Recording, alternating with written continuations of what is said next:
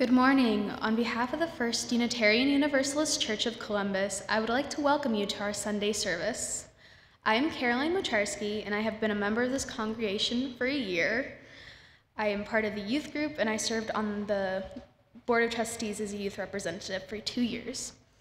Let's begin our time together by acknowledging the land which holds us home of the Adena, the Hopewell, the Wyandotte, the Miami, and the Seneca, and the Cayuga.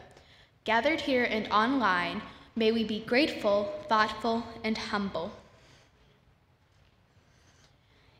In a tribute, I invite you to rise in body or spirit and join us in singing our opening song, All the Beautiful March the Days. It is number 57 in your gray hymnal. If you're at home, feel free to sing as loud and strong as you wish. If you're here in the worship center, I invite you to rise in body and or spirit and either hum or sing softly, sharing your love, but not your breath.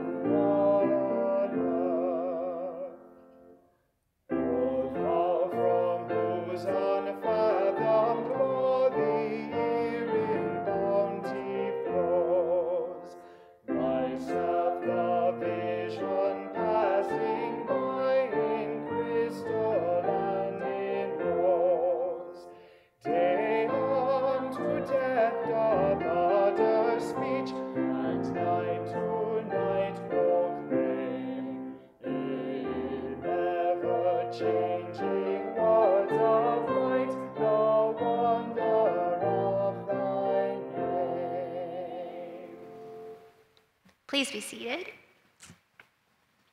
Good morning. My name is Kelly McNeil. My pronouns are she, her, hers, and I serve as the Director of Congregational Life here at First UU.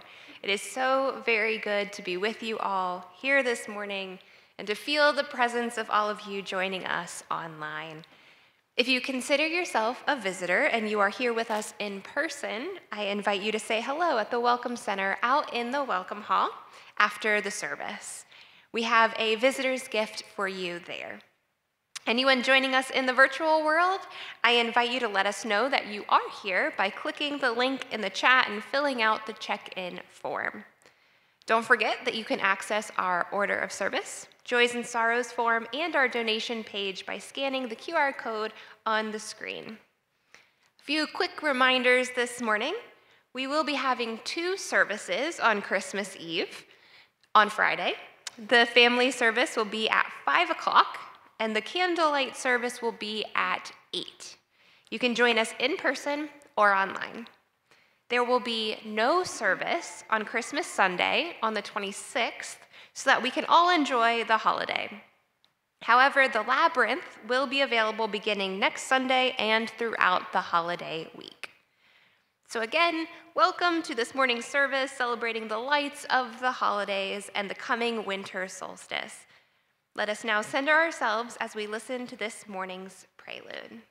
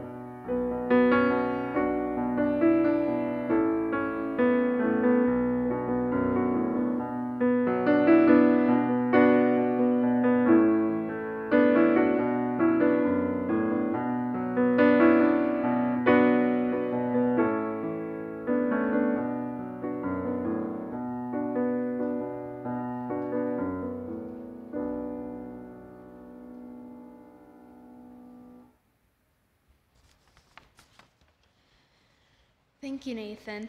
If you are joining us online, I invite you to bring your chalices closer so we may kindle our flames together. This morning, Reverend Linda will help us light our chalice. We will light our chalice to the words by Diane Lean Moomey. I apologize if I'm saying that wrong. Again did the earth shift. Again did the nights grow short, and the days long. And the people of the earth were glad and celebrated, each in their own ways.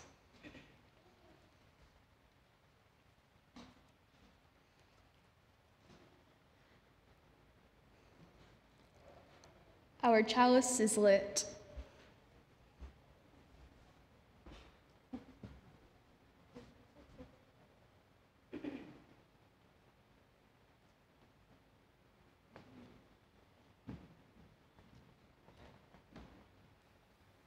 Good morning.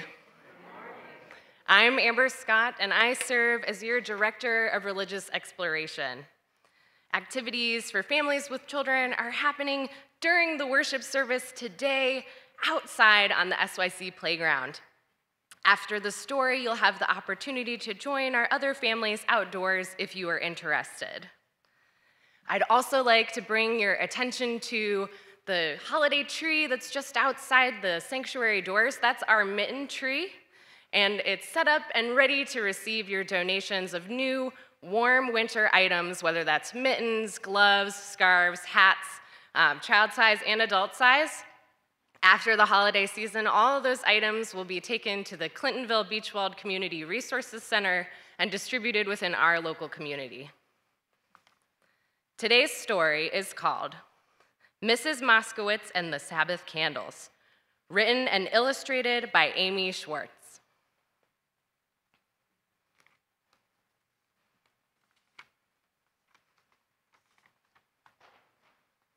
The moving man set down the last box in Mrs. Moskowitz's new apartment and wiped his brow. "That's it, ma'am," he said. "Enjoy your new home." Mrs. Moskowitz let her cat out of his box. "You call this a home, Fred?" She walked through the kitchen and bedroom and back to the living room. "I miss my old house," she said as she sat down. "I miss the flowers in the front. I miss the porch in the back. I miss the old bathtub where I used to wash Sophie and Sam when they were small. This apartment will never be a home." When Mrs. Moskowitz's son came by that evening, the boxes were still not unpacked. Sam kissed his mother and handed her a package. "I found this in the basement when I was locking up the old house, Mother. You must have forgotten it." Mrs. Moskowitz shook the box. Then she opened the lid and took out a sack made of soft white cloth. She untied the sack and pulled out 2 tarnished candlesticks. "My Sabbath candlesticks. When you were little, Sam, I polished these until you could see yourself in the reflection. For Shabbat, I cleaned the whole house till it sparkled. Sam, remember how good the freshly baked challah smelled? Remember the laughing and singing after supper? Remember how happy we were?" "Yes," Sam said, "I remember." Mrs. Moskowitz shook her head. "What memories, Sam? What memories?" The next morning, when Mrs. Moskowitz pulled back the curtains, a ray of sunlight struck the candlesticks. "Look at that, Fred. Aren't they lovely?"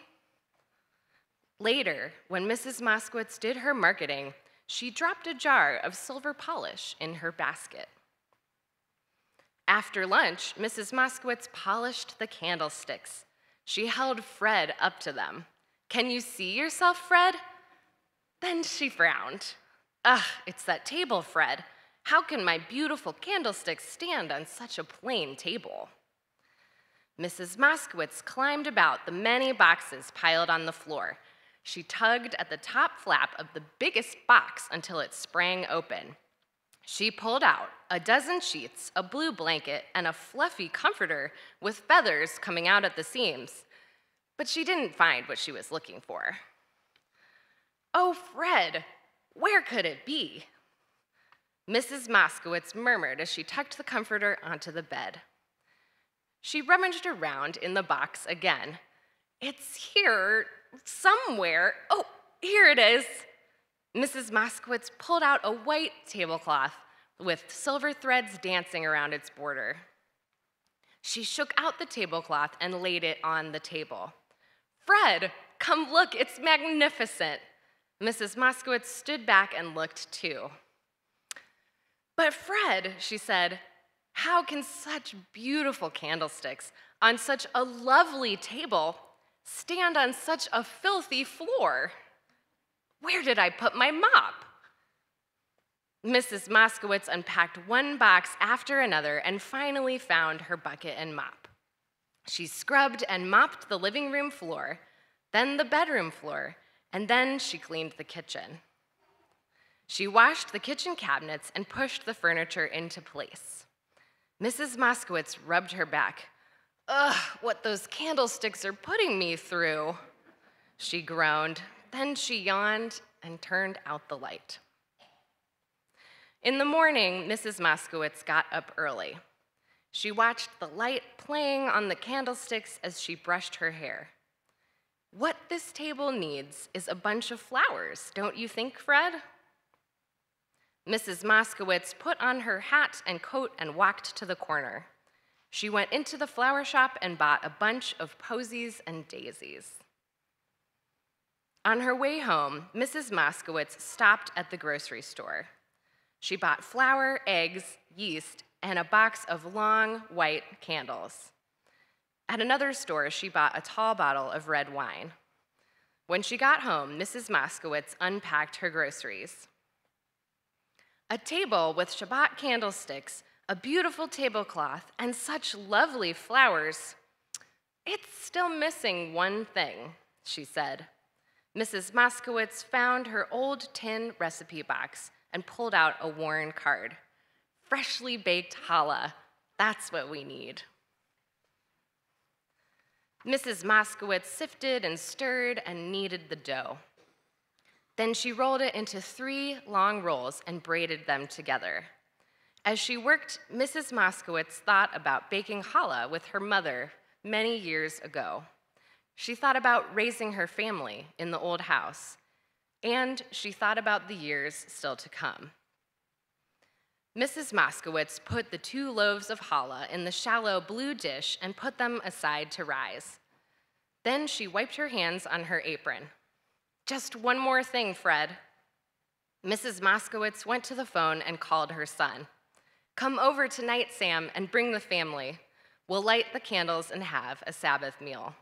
I'll call Sophie and invite her too. Then Mrs. Moskowitz lay down for a little nap. Just before sundown, Sam and his family and Sophie arrived at the door. Shabbat shalom, Sam said as he walked in. Why, Mother, just look at this apartment. Mrs. Moskowitz picked up Fred. She looked around her. The boxes were all unpacked. Everything was clean and in place. The candlesticks stood shining on the table. The apartment looked beautiful, and here was the family to celebrate Shabbat. Mrs. Moskowitz laughed. Fred, when did this all happen? Mrs. Moskowitz turned to her family. Shabbat shalom, she said, and welcome to my home. The end. In this story, Mrs. Moskowitz finds joy in a process of remembering. She looks to the past and remembers times with her family that were happy, and she accepts the present in her new apartment while also thinking about how to move with joy into the future. I invite you to think about rituals and celebrations you may have in this season that might bring you a little bit of joy and a little bit of light, just like the polished candlesticks. Families who would like to participate in outdoor Sunday school are now invited to head towards the playground during this musical interlude.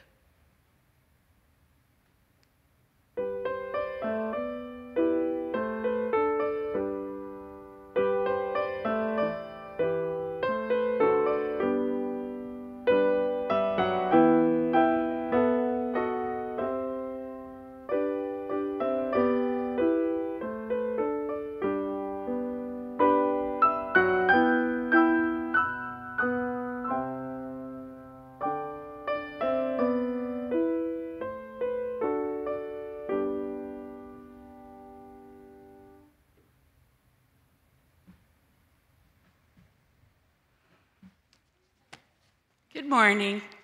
My name is Reverend Linda Smith, and I'm the Minister of Pastoral Care here.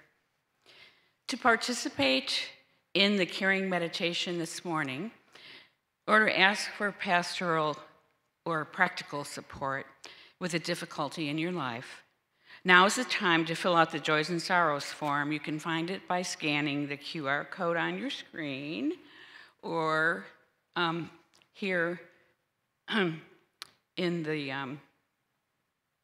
or the slide at the site of firstuucolumbus.org Sunday. If we receive your joy or sorrow in the next few minutes, we'll read it aloud during our later caring meditation. This form is also available throughout the week. We also have several pastoral listeners this morning. You can spot them by the purple scarf that they're wearing. The pastoral listeners will join us later for our caring meditation and are available to chat after the service if there's anything you want to have heard or witnessed. Other members of our pastoral team are available throughout the week. I invite you now to join in singing Chant for the Seasons, number 73 in the Gray Hymn Book. We'll sing the second verse for winter. Let us sing.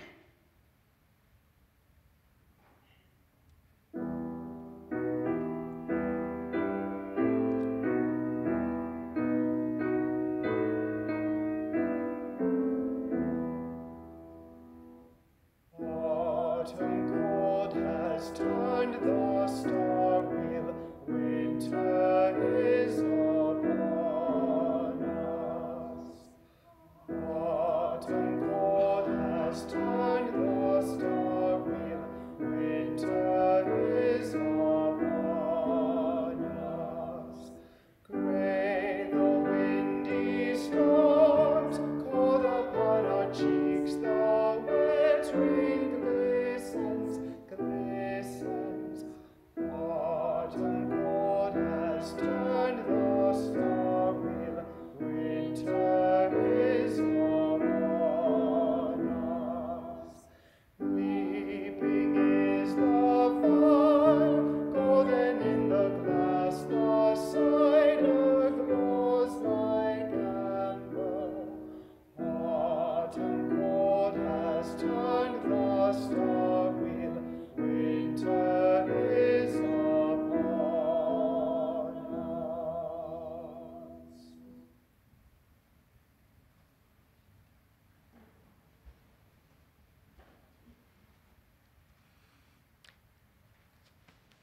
For our centering words this morning, we will honor the elements of nature. Light of the east, winds of possibility. May the winds of the east give rise to the spirits of air, to the new beginnings and free-flowing ideas of different ways to be in this world.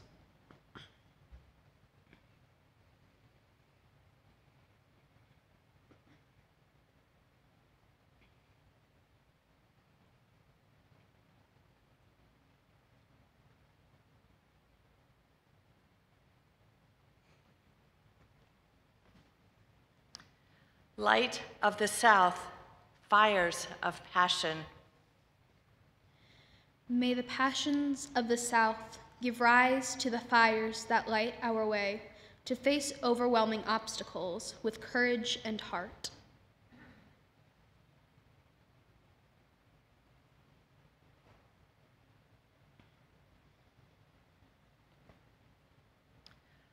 Light of the west, waters of compassion. May the waters of the West give rise to empathy and compassion to see the plight of others, even when we are unsure of ourselves.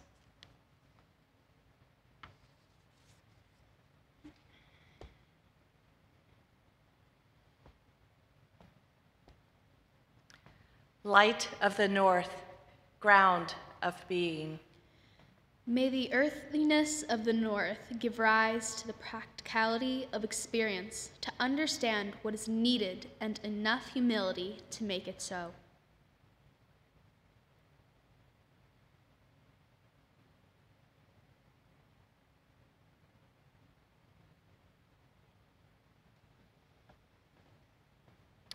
Light of the center, light of love. May the light of the center give rise to the brightest of light, to know that things do not make us happy. True riches come from the heart of love.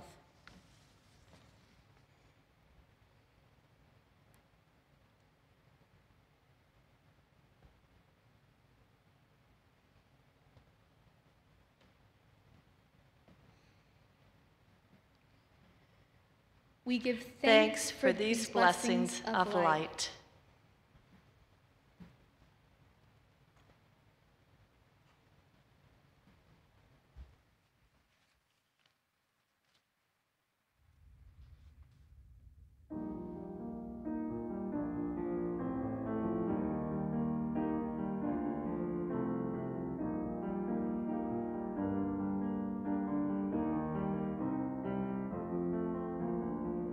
Say that spring will come again. No one knows exactly when. Still the sun's a long lost friend on the longest night of the year.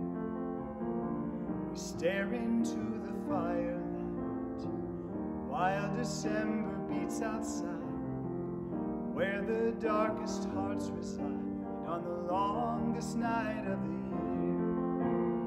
So keep me safe and hold me tight. Let the candle burn all night. Tomorrow welcome back the light. It was the longest night of the year.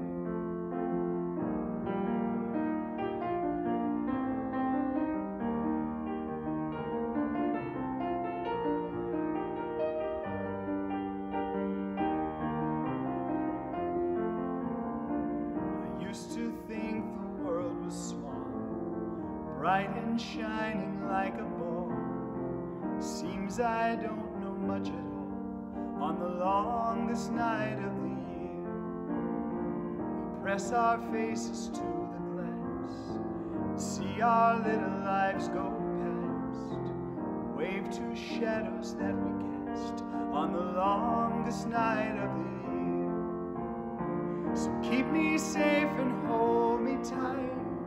Let the candle burn all night. Tomorrow welcome back the light. It was the longest night of the year.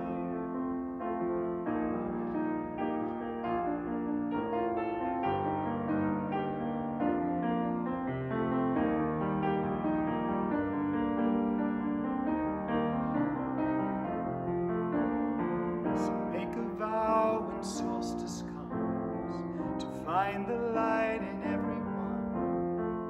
Keep the faith and bang the drum on the longest night of the year. So keep me safe and hold me tight. Let the candle burn all night. Tomorrow welcome back the light. It was the longest night of the year. So keep me safe and hold me tight. Let the candle burn all night. Tomorrow welcome back the light after the longest night of the year.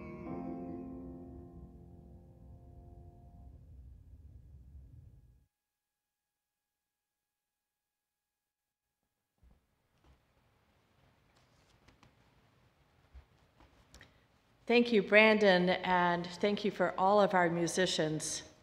It is good to be here in person this morning, and it's especially good to, for those of you who are online to join us as well.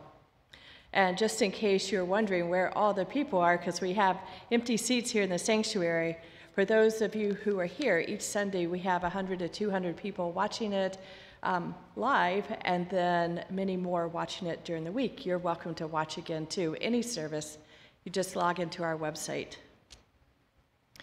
This morning's reading is The Turning by Kiana Deanne Perkins. from Shelter in This Place, Meditations on 2020.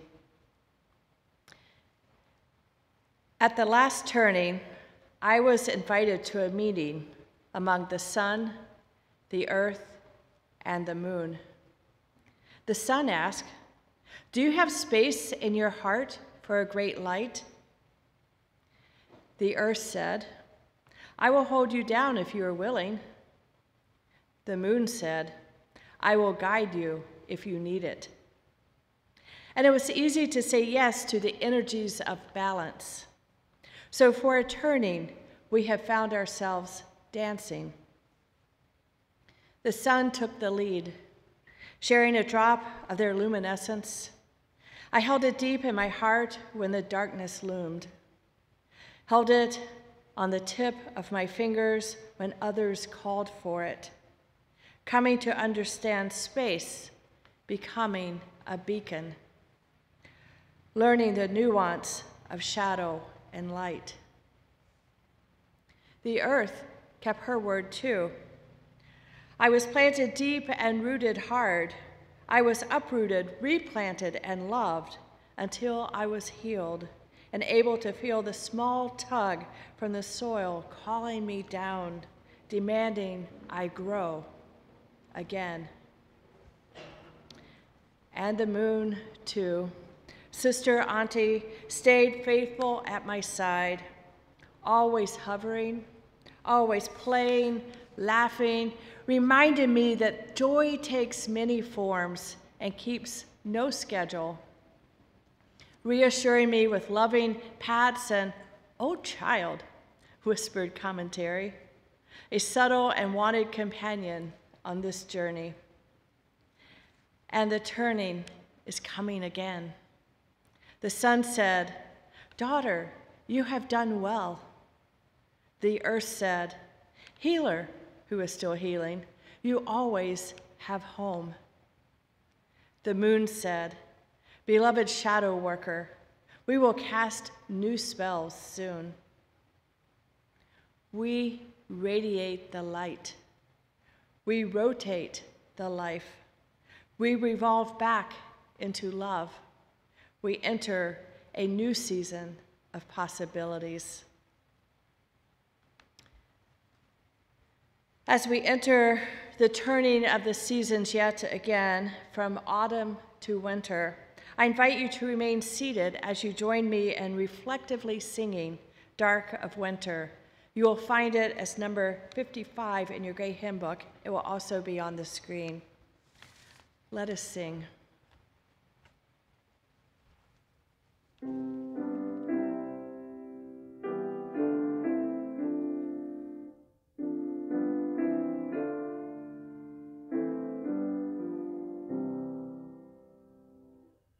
Dark of winter, soft and still, your quiet calm surrounds me. Let my thoughts go where they will. Ease my mind profoundly, and then my soul will sing a song, a blessed song of love eternal. Gentle darkness, soft and still, bring your quiet to me.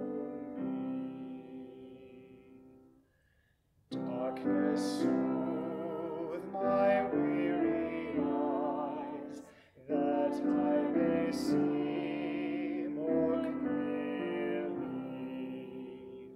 When my heart with sorrow cries, comfort and caress me, and then my soul may hear a voice, a still small voice of love eternal. Darkness, when my fears arise, let your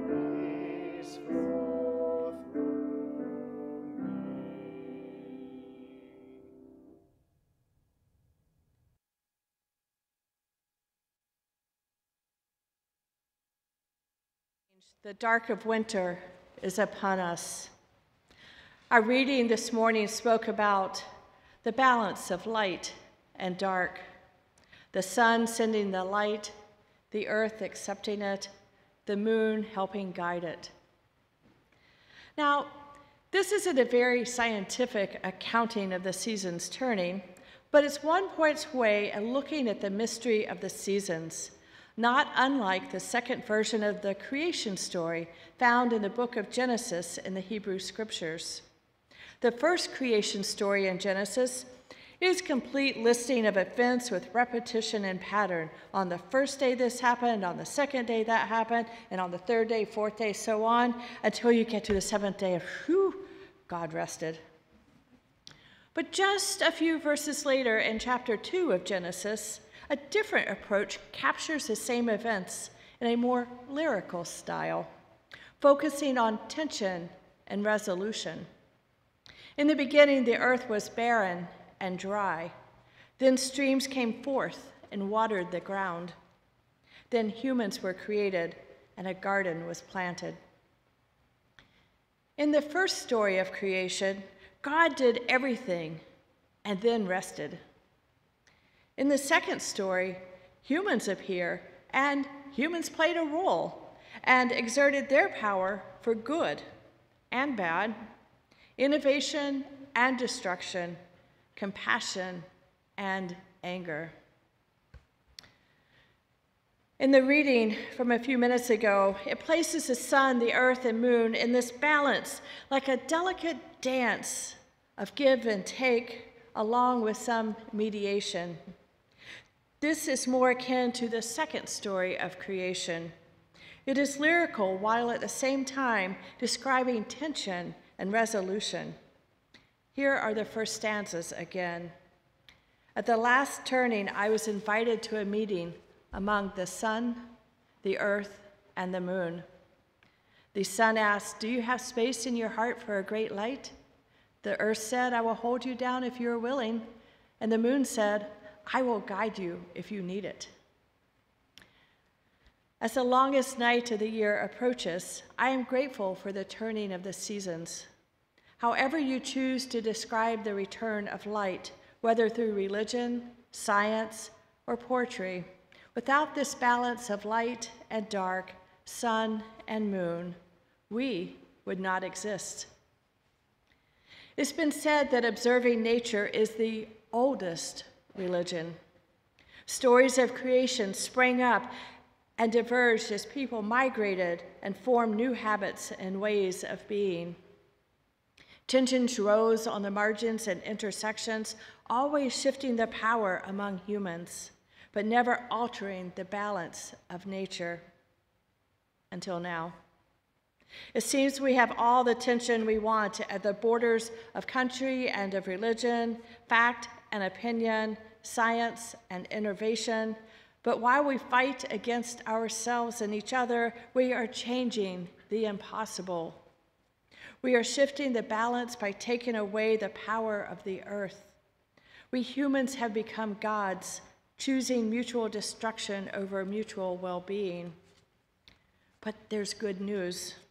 As human beings, we still have power and choice, at least a type of choice that the courts can't take away. In his book, Embers, one of Ojibwe's meditations, award-winning First Nations author Richard Wagamese, one of my favorite authors, considers this delicate balance of power. He writes in his book, it's a lot of short little snippets, but this little story. My deal with the Creator is this, Wagamese writes. I'm dragging out a sack of old worries, hurt, anger, doubt, and fear up a long hill, trying to get to the other side, to relief, to healing. And Creator says, if you need a hand, I'm here. You pull and I'll push. I say, really? Creator says, I promise that I will always be there to help you, but there's a catch. I say, what's the catch? Creator says, you have to pull first. If we want change, it looks like we have to do something. Yikes. Individually and collectively, we have power. While it is true that we might tip the scales a bit here and there in the larger effort, our true power begins with us. And as with so many things, our personal efforts will look different, even if our goals are the same. I remember learning to ride a bike as a kid. Santa brought a shiny new bicycle. I was all excited, and I was ready to leave the training wheels behind and ride a real bike. Out in the driveway, my parents helped. Dad adjusted the handlebar, the seat, the pedals, and then he helped me balance. Mom cheered me on. Slowly, I was making awkward progress. With patience and practice, I soon became bicycle queen, riding everywhere. About the same time, my brother, younger by 13 months, also learned to ride a bike. While my parents were busy teaching me, he spotted an old bike that was in for repair. It had no seat, but the rest was intact. He took one look at it, he hopped on, and in his very first minute on a bicycle, he rode effortlessly down the street. He had perfect intuition, perfect balance, and a perfect ride. Now, I don't know how my brother did it, but he did. I don't know how the sun and the moon and the earth found their balance, but they did. And for me, I find perfect balance every now and then, and I'm sure you are much better than I am, but somehow we all find our way. But in this dark of winter, the way is sometimes hard to decipher. The pandemic adds another layer, including metaphorically. This exacerbated season of hibernation and solitude cloaks the slippery slope of endless night. The coming cold and dark will find many of us suffering. Despite the twinkling lights, our spirits are dim. But just as the sun, the earth, and the moon found a delicate balance, we must do the same. And if you need help, reach out. What we miss, though, is that slowly the light is returning. It will be a while before we can shed our heavy coats, but my friends, the light is coming. The light is returning.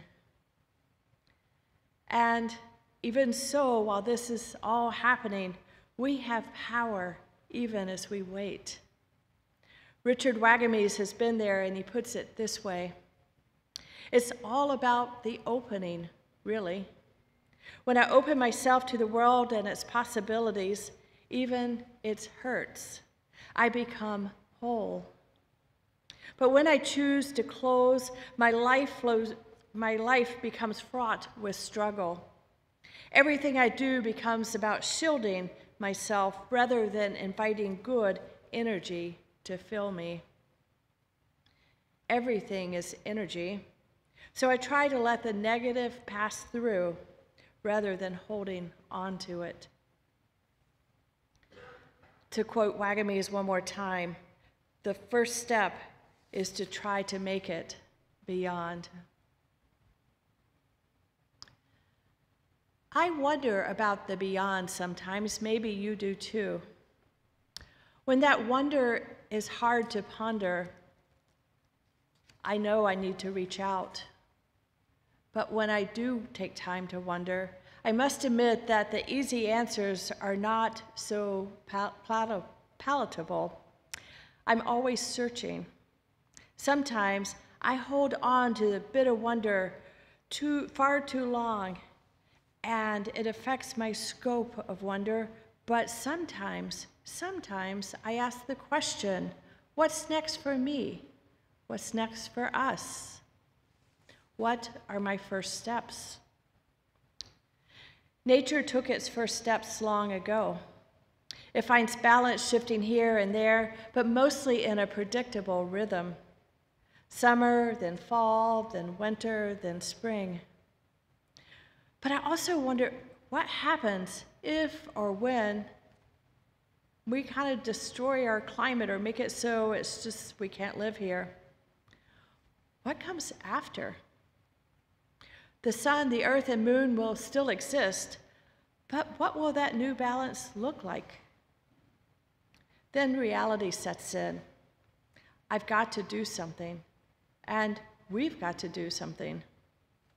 Sitting back in armchair quarterbacking about politics, culture wars, and egos will not get us anywhere, except climate changed out of existence. That's what's going to happen if we just keep in focus and in fighting. This climate thing will still keep happening. We will not survive if the planet does not survive. But the good news is, once again, we have choices. In addition to all the things we should or could be doing, we have a choice of approach. Whether it be in personal issues or in our work together, these are some of our choices. We can all be doomsday about it. There's plenty of that around. Or we can choose differently. We can all be apocalyptic about it. There's plenty of that around as well.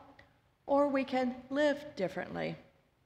We can all hear the negatives in our head, that internal voice. I'm sure I'm not the only one with that. But we can choose to hear differently. So, while all this is happening, the sun is beginning to rise again. How will we respond? Whatever your learning style might be, wherever you find yourself, the question is, are we willing to get on that bike and ride? Now that's metaphorical. I don't know if everybody can get on a bicycle, but you get my drift on that. Get on that bike and ride. Are we willing to be honest with ourselves as well and find our way forward? Are we willing to go into the unknown? I invite you to use this gift to ponder these questions and more. And as the sun returns, our spirits will too, their light and life. Take the time you need, but remember, after this week, it's changing. The light is coming. My question again is, are you ready? Are you ready for that light to return? I hope so. This week is Christmas. We have all the lights of the Christmas tree, the holiday lights in the yards and in the stores and in the trees. My goodness, the decorations are everywhere to lift our spirits. As soon as they go down, though, the real light, the sun, begins to return. We might wear our coats, but I don't know about you. I'm ready for that light and to go back into the garden. My friends, happy holidays, happy solstice, happy, however you choose to celebrate it. I am so glad you're here with us now in this time, and we'll see you on Christmas Eve for candlelight service and for family service if that's what you want to come to. They'll also both be online. Thank you.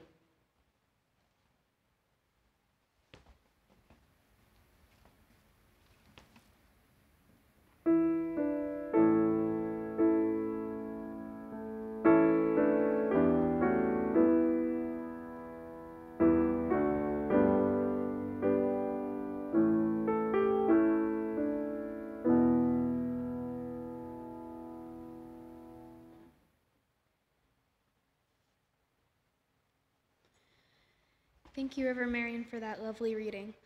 Our church is a community of love, caring, and generosity. Together, we work for a more just world. To offer our gifts and pay our promised pledges is to say, yes, we are defined by our hearts and our deeper values. Our Share the Plate recipient for December is our congregation's holiday appeal. Your donation helps our church to extend our community support and continue our vital programs all year long. There are many aspects of how we do community and touch lives. As a member of the youth group and an old member of the Board of Trustees, I want to thank you for supporting our children and youth.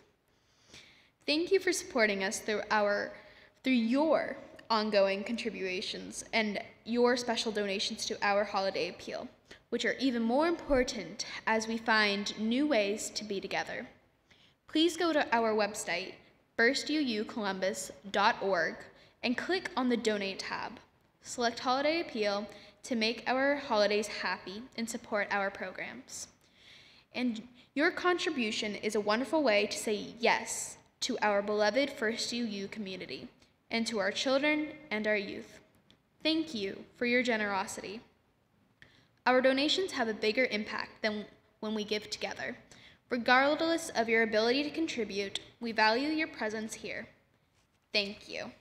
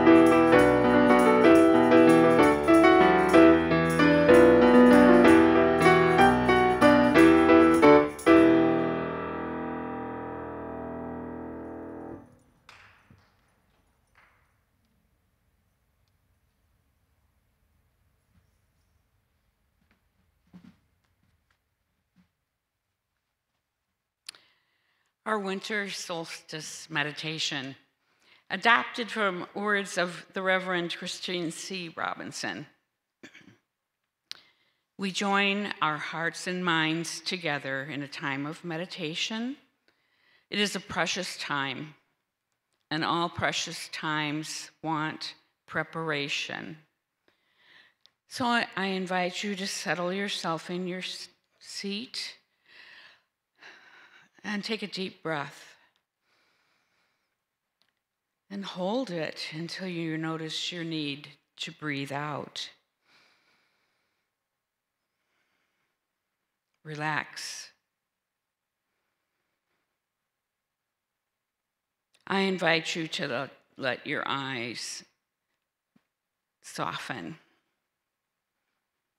Your gaze be gentle. For vision is an intensive activity. These next few days are the days of the winter solstice, a time when those who are very attentive to the skies note that the sun, which has relentlessly moved southward on the horizon since last June,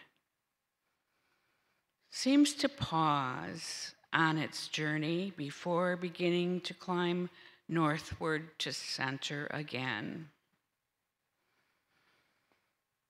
Solstice is a time of pause. So pause, breathe, relax, rest, be at peace.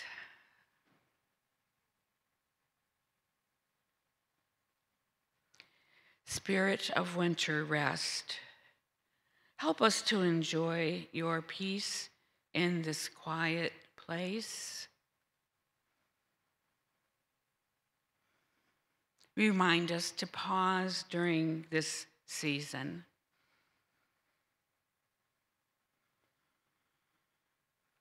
Grant us awareness. Keep our gratitude fresh each day. May the songs in our hearts be blessings and insights to us and to others. And may compassion always shine forth from the depths of our hearts. Amen and blessed be. And now I invite forward the pastoral listeners to share those you have lifted up. Before we read our caring cards and share our joys and sorrows, I want to lift up that our hearts continue to be with those affected by the recent tornadoes. May they find safety and shelter as they rebuild their homes and their lives. Now, the other caring cards and joys and sorrows from this morning. Good morning. We have 2 birthdays to celebrate today. Linda T. will be celebrating her 85th birthday, and Nancy V. celebrated her birthday on December 18th. We had a joy come in this morning on our joys and sorrows. Heidi B. says, I'm excited to celebrate Yule and winter solstice this year with Zia and Cooper.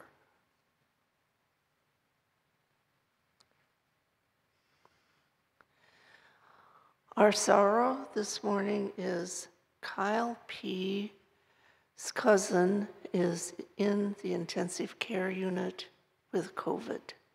We send him and his family our caring thoughts and our wishes for healing.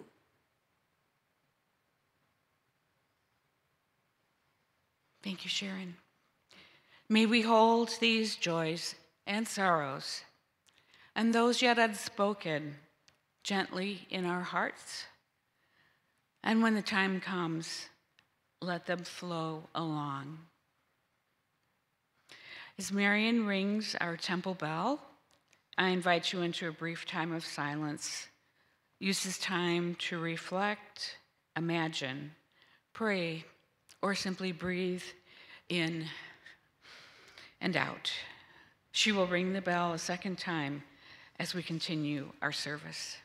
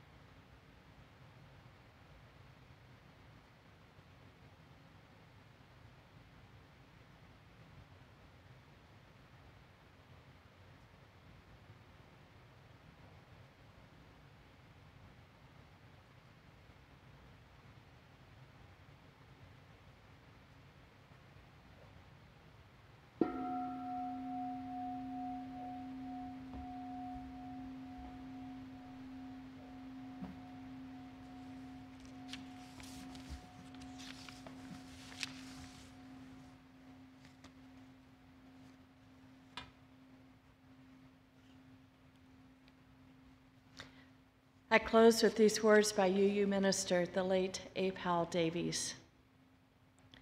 None of our private worlds is enough for us to live wholesome life in it.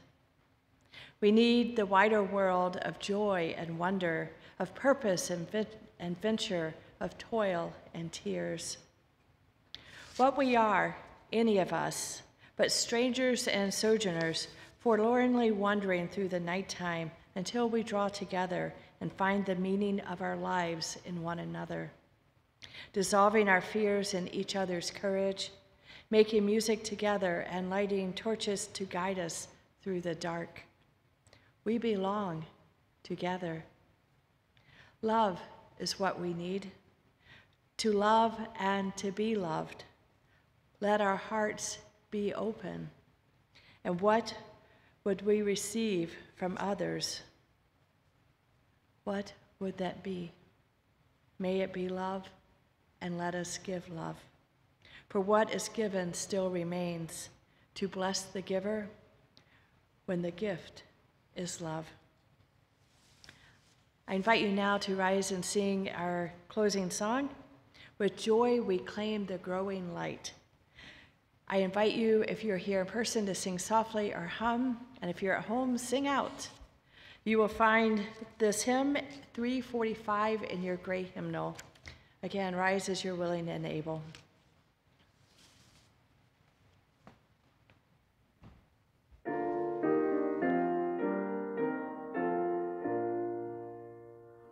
With joy we claim the growing light, advancing thought and widening view, the larger freedom, clearer sight, which from the old unfold the new.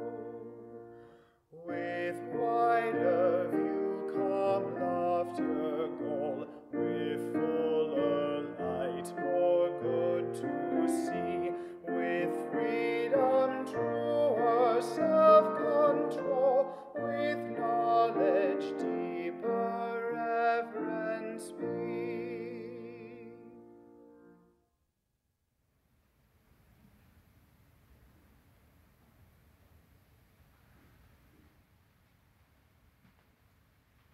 When you light a candle, you must extinguish the candle.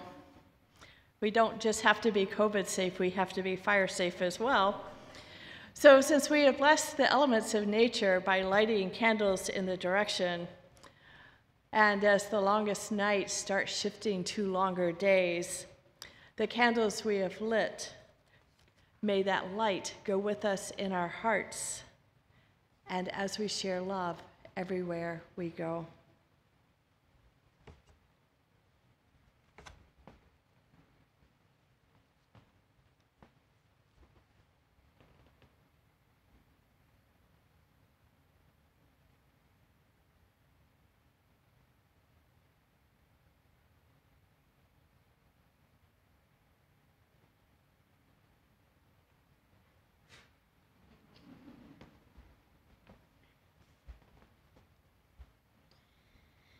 If you have joined us online, I invite you to bring your chalice close so we can extinguish the flame together. After our service has concluded, please join our coffee hour outside the main entrance. If you are online, please use the Zoom link sent this morning to join an online coffee hour. This week's coffee hour is hosted by our Board of Trustees. Make sure you click on the new link in this morning's email. In person or online, all are welcome to join the conversation. Now, let us join together in saying our chalice extinguishing words. We extinguish this flame, but not the light of vision.